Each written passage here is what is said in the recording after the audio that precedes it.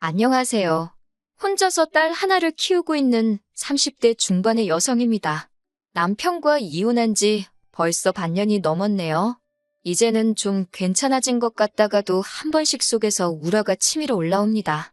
그럴 때면 이불 속에 들어가 숨죽여 펑펑 울기도 하고 뒷산에 올라 소리를 지르기도 했는데 오늘은 한번 일기처럼 적어보려고요. 남편이 저에게 프로포즈를 할 당시에 저를 다른 이름으로 부른 적이 있어요. 그땐 너무 수치스럽고 속상한 마음에 결혼이고 뭐고 필요 없다고 다 뒤집어 엎어버리자고까지 했습니다. 남편이 저에게 프로포즈를 하려고 참고했던 영화의 주인공 이름과 헷갈렸다며 울며 빌며 변명을 했지만 저는 받아주지 않았어요.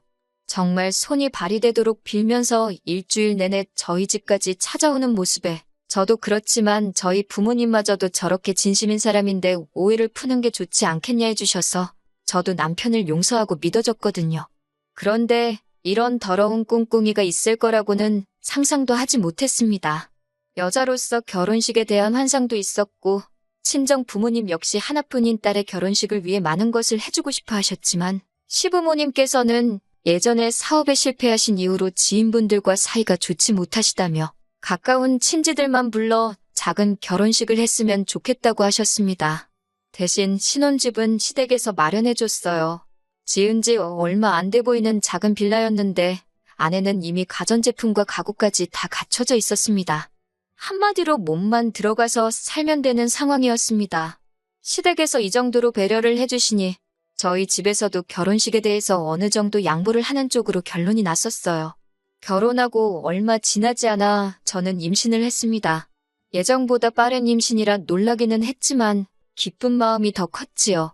임신 사실을 확인하고 얼마 뒤 저의 임신을 축하하기 위해 아주버님네 부부와 신혼의 부부까지 온 가족이 시댁에 모여 함께 점심을 먹게 되었습니다. 엄연히 서열상 제가 막내이다 보니 아무리 시어머니께서 가만히 있으라고 하셔도 마음이 편치가 않더라고요. 그런 부담감 때문인지 점심을 먹고 얼마 지나지 않아 속이 점점 불편해졌습니다. 어떻게든 시댁 화장실에서 토하는 상황은 피하고 싶었기에 저는 조심스레 작은 방으로 들어갔습니다. 잠깐 누워서 쉬려는 생각이었어요. 방에 선풍기도 없고 갑갑해서 창문을 아주 살짝 열어놓고 한쪽에 누워 있었는데 얼마 지나지 않아 두런두런 말소리가 들려오더라고요. 들어보니 신우와 남편의 목소리였습니다. 제대로 들리지는 않았지만 신우가 잘 보고 왔냐고 남편에게 묻더라고요. 앞으로는 어떻게 할 거냐는 질문도 했고요. 남편은 얼마 전에 만났는데 잘 크고 있더라며 자기도 머리가 아프다고 하더라고요. 도대체 무슨 이야기인지 종잡을 수가 없어서 귀를 기울이려던 순간 시어머니가 방에 들어오셨습니다. 두 사람의 대화는 그렇게 끝이 났고요. 시간이 흘러 저는 딸을 출산했습니다. 정확히 말하면 조산이었어요. 원래도 몸이 약한 편이었는데 임신을 하면서 체력이 심하게 떨어졌거든요. 결국 회사에서 회의를 하던 도중 기절을 했고 그대로 응급실에 실려가 조산을 하고 말았습니다. 그래도 다행히 건강한 딸아이가 태어났고 모든 가족으로부터 넘치는 축하를 받았어요. 고생과 시련은 끝났고 이제 남편과 딸, 우리 셋의 행복한 인생 이막이 시작되었다고 믿었습니다. 정말이지 그때만 해도 제가 이런 사연의 주인공이 될 줄은 상상도 못했네요. 딸이 막 또를 지났을 때의 일입니다. 워낙에 술이 약한 사람이라 회식도 잘 안 가고 친구들하고 술자리도 잘 안 갖는 사람인데 그날만큼은 무슨 일 때문인지 잔뜩 술에 취해서 집에 들어왔더라고요. 몸도 제대로 못 가누는 남편을 간신히 소파에 눕히고 옷을 갈아입히다가 남편의 지갑을 우연히 보게 되었습니다. 현금은 얼마나 가지고 다니나 궁금하기도 했고 별다른 뜻은 없었어요. 지갑에는 사귈 때 주었던 제 증명사진이 여전히 들어있더군요. 딸 돌잔치 때 셋이 찍은 사진으로 바꿔 끼워 놓아야겠다 싶어서 제 증명사진을 꺼냈습니다. 그런데 제 증명사진 뒤에 어떤 아기 사진이 있더라고요. 남편과 꼭 빼닮은 아기였지만 남편이라고 생각하기엔 요즘 사진이었어요. 뭔가 쎄한 기분이 들었지만 술에 취해 잠든 남편에게 물어볼 수가 없어서 다음날 물어봐야겠다 생각하고 기다렸습니다. 이튿날 숙취로 괴로워하는 남편에게 그 사진을 보여주며 누구냐고 물었습니다. 남편은 잠깐 당황한 듯 하더니 이내 저에게 시조카도 못 알아보냐고 하더군요. 신우에게는 8살 난 아들이 있는데 그 아이의 어렸을 때 사진이라는 거예요. 신우랑 남편이 많이 닮기는 했지만 신우 아들하고 남편은 별로 닮지 않았거든요. 하지만 남편은 계속해서 젖조카라서 예뻐서 가지고 다녔을 뿐이라며 저더러 도대체 왜 남의 지갑을 뒤졌냐고 화를 내더라고요.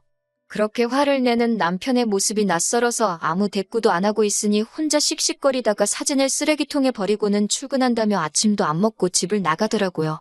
황당한 저는 잠깐 넋이 나간 기분이었지만 금세 정신을 차렸고 왠지 모를 찝찝함에 남편이 버린 사진을 쓰레기통에서 다시 꺼냈습니다. 며칠 뒤 시어머니의 생신을 축하하기 위해 온 식구가 모인 날이었습니다. 저는 시조카에게 문제의 그 사진을 보여주며 이거 너라는데 이런 사진 본 적 있냐고 물어봤어요. 시조카는 고개를 갸웃거리며 처음 보는 사진이라면서 자기가 이렇게 생겼었냐고 오히려 저에게 역으로 묻더라고요. 그러더니 홀랑 제 손에 있던 사진을 들고 신우한테 달려갔습니다.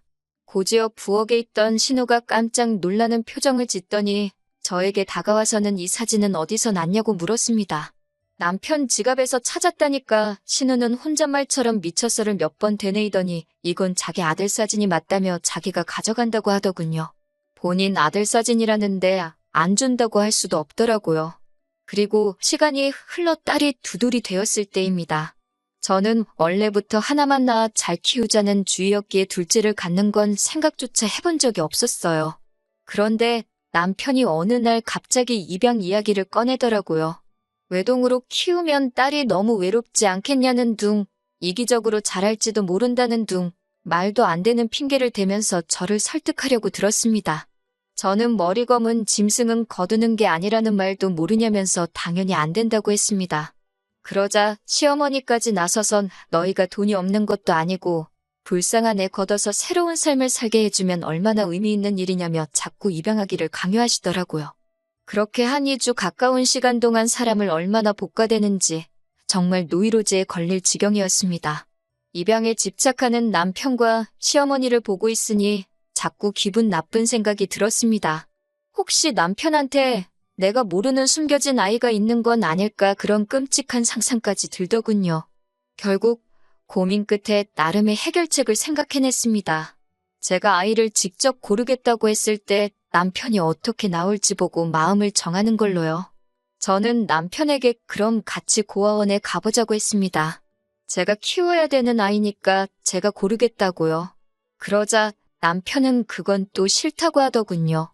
자기 성씨를 따르고 자기 집안 호적에 오를 아이인 만큼 이번만큼은 며느리인 제 의견보다는 시부모님과 자기 의견이 더 중요한 것 같다면서요. 말도 안 되는 남편의 고집에 그러면 입양은 없던 걸로 하자고 했습니다. 만약에 이때 남편이 계속해서 저를 설득하려고 들었다면 저도 여기까지는 오지 않았을 겁니다. 그 무렵에 이미 남편과의 관계를 정리하는 쪽으로 결론을 내렸을 수도 있고요. 하지만 남편은 제가 입양은 없었던 걸로 하자니까 순순히 그러자고 자기도 사실은 내키지 않았다며 한 발 뺐습니다. 그런 남편의 모습에 저는 솔직히 안도감까지 느꼈습니다. 정말로 자기 자식이었다면 그렇게 쉽게 포기할 리 없다는 확신이 있었으니까요. 그렇게 다시 아무 일도 없었던 듯이 평화로운 날들이 흘러갔습니다. 딸은 쑥쑥 자랐고 어느덧 3번째 생일을 앞두고 있었던 때였어요. 남편은 갑자기 출장에 잡혔다며 내일 모레 이틀 정도 집을 비워야 할 것 같다고 하더군요. 남편에게 말은 안 했지만 모처럼 친정어머니가 아이를 봐준다고 하셔서 둘이 영화라도 보러 갈까 생각하고 있었는데 내심 서운한 마음이 들었습니다. 사실 그 무렵 남편이 예전 같지 않았거든요. 집에서 아이를 키우다 보니 신경을 쓰려고 해도 어느샌가 옷이 더럽혀져서 점점 후줄근하고 편한 복장을 하게 되더라고요. 그런 저를 보고 하루는 남편이 인상을 있는 대로 찡그리면서 너랑은 둘째는 못 갖겠다 이러는 거예요. 앞에서도 말씀드렸다시피 저는 둘째를 갖고 싶은 마음이 전혀 없었지만 남편이 뜬금없이 둘째 이야기를 꺼내기에 제가 왜? 라고 물었습니다. 그랬더니 제가 여자로 안 보인다며 혀를 차더라고요. 자존심이 너무 상했지만 수치스러워서 주변 사람들에겐 차마 말도 못하겠더라고요. 결국 속으로 참아내다가 친정어머니한테 이야기를 하니 당신이 손녀를 봐준다고 남편이랑 모처럼 오붓하게 좋은 시간을 보내보라고 하신 거였거든요. 그런데 남편이 출장을 간다고 하니 힘이 팍 셌지요. 저는 친정어머니한테 손녀 안 봐주셔도 될 것 같다며 출장 소식을 전했습니다. 그러자 친정어머니는 더 잘된 일 아니냐며 이참에 당신이 이틀이고 3일이고 봐줄 테니 출장을 따라가 보라고 하시더군요. 남편이 일하는 동안엔 호텔에서 쉬다가 저녁에는 둘이 좋은 시간 보내면 되는 거 아니냐고요. 듣고 보니 그럴듯한 계획 같았습니다. 그날 밤 퇴근한 남편을 살며시 떠봤습니다. 그런데 생각지 못한 남편의 반응에 저는 너무 충격을 받았습니다. 남편은 자기가 지금 놀러 가냐면서 한 푼이라도 더 벌어오려고 아둥바둥 사는데 무슨 속편한 소리냐고 고함을 치더라고요. 장모님도 생각이 있으신 거냐면서 한숨을 팍 내쉬는데 저 때문에 친정어머니가 사위한테 무시를 당한 것 같아서 죄송스럽고 속도 상하고 그랬어요. 그리고 이튿날 출장을 간다는 남편은 이상하리만치 기분이 좋아 보였습니다. 평소답지 않게 콧노래를 부르고 멋도 한껏 부리더라고요. 제가 지금 출장 가는 거 맞아? 놀러 가는 사람 같은데? 라며 의심스러운 눈빛을 보내자 남편은 즐거운 기분으로 일하려는데 왜 초를 치냐고 짜증스럽게 대꾸하더라고요. 저도 더는 남편이랑 말도 섞기 싫어서 마음대로 하라고 한마디 싸붙이곤 가던지 말던지 내버려뒀습니다. 남편이 출장을 간 그날 저녁이었습니다. 딸 얼굴이 붉게 달아올라 있었어요. 배고프다고 울 법도 한데 제대로 울지도 못하길래 손을 대보니 애가 불덩이처럼 뜨겁더라고요. 놀란 저는 남편에게 전화를 걸었지만 남편은 도통 전화를 받지 않았습니다. 저는 아이를 들쳐업고 맨발로 집을 나서 택시를 탔습니다. 맨발이었다는 것도 병원에 도착해서 알아챘을 만큼 정신이 하나도 없었어요. 조산으로 낳은 딸이었기 때문에 혹시 뭐라도 잘못됐을까봐 늘 노심초사하며 딸을 키우고 있었거든요. 다행히 병원에 도착해 수액을 맞추고 하니 열이 조금씩 떨어지더라고요. 어느 정도 위급한 상황을 넘기고 나서 저는 다시 한번 남편에게 전화를 걸려는 그때 남편으로부터 영상전화가 걸려왔습니다. 전화를 받으니 남편이 아니라 웬 남자아이가 화면에 나타나더군요. 황당해서 넌 누구냐고 물으니 아이도 놀랐는지 아빠를 외치더라고요.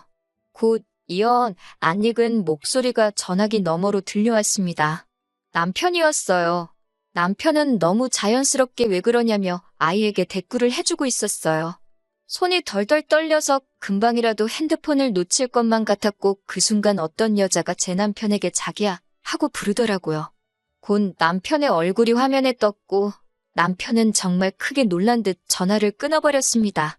10분 정도 흘렀을까 남편에게 다시 전화가 걸려왔지만 저는 도저히 받을 용기가 나지 않았어요.